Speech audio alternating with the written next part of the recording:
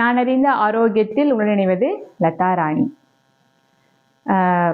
நிறைய ஃபோன் கால்ஸும் கிளாஸுக்கு வரவங்களும் கேட்குற கேள்வி என்னன்னா, எனக்கு முட்டி வலினால எங்களால் தோப்புக்கரணம் போட முடியறதில்ல. இப்போ பார்த்தீங்கன்னா நான் தோப்புக்கரணம் போட்ட அந்த வீடியோ வந்து 1.1 இருக்கலே டச் பண்ணால் ஃபஸ்ட்டு போட்டால் அதுதான் வருது.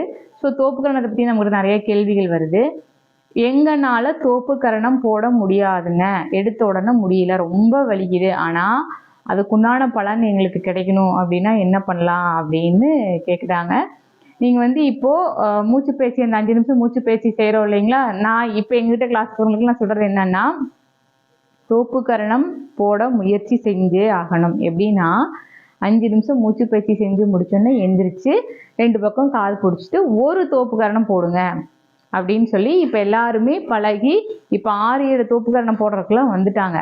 இப்போ சுத்தமாகவே முடியாது, பயங்கர வலி அப்படிங்கிறவங்களுக்கு ஃபஸ்ட்டு நம்ம என்ன பண்ணலாம் அப்படின்னா, இந்த தோப்புக்கரணம் போடுறதுக்கு நம்ம கையை இப்படி பிடிப்போம் இல்லைங்களா, இப்படி பிடிச்சிட்டு இந்த கம்மல் இல்லாமல் இருக்கணும். இப்படி பிடிச்சிட்டு இந்த காது குத்திருக்கோம் இல்லைங்களா, அந்த இடத்த பிடிச்சி இழுத்துட்டு சும்மா நீங்கள் உட்காந்துலாம் எந்திரிக்க வேண்டாம்.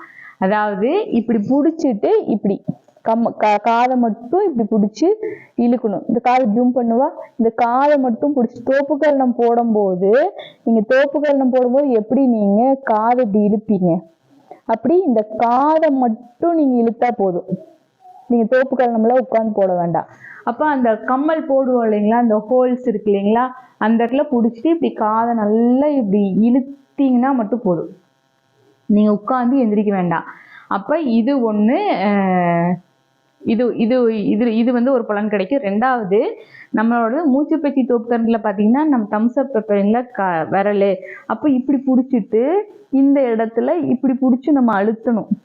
அதே மாதிரி இந்த இடத்துல இப்படி பிடிச்சி அழுத்தும் போது பார்த்தீங்க அப்படின்னா அப்படி அந்த அந்த 2 பக்கமும் இப்படி பிடிச்சி இப்படி அழுத்தும் போது இந்த காதுகளை பிடிச்சி இப்படி நல்லா இப்படி இப்படி வச்சு நம்ம அழுத்தும் போது அந்த தோப்புக்கரணம் போட்டால் நமக்கு ஒரு 100% பலன் கிடைக்கும். அப்படின்னா இந்த தோப்புக்கரணம் என்னால் போடவே முடியாதுங்க அப்படிங்கிறவங்களுக்கு இந்த காது இப்படி 2 பக்கம் மாற்றி வச்சு அந்த இடத்துல ஒரு ப்ரெஷர் கொடுத்து அப்படியே பிடிச்சி இப்படி மேல் நோக்கி இழுக்கும் போதும், அதே மாதிரி இப்படி காதை பிடிச்சிட்டு இப்படி பிடிச்சி தோப்புக்கரணம் வரும்போது பிடிச்சிட்டு திருத்தனா உட்காருவாங்க, அப்படி பிடிச்சி இழுக்கும் போதும் நமக்கு அந்த தோப்புக்கரணம் போட்டதனுடைய பலன்கள் கண்டிப்பாக ஒரு 50% கிடைக்கும். தொடர்ந்து இப்படி ரொம்ப முடியாதவங்க செஞ்சுட்டே வாங்க.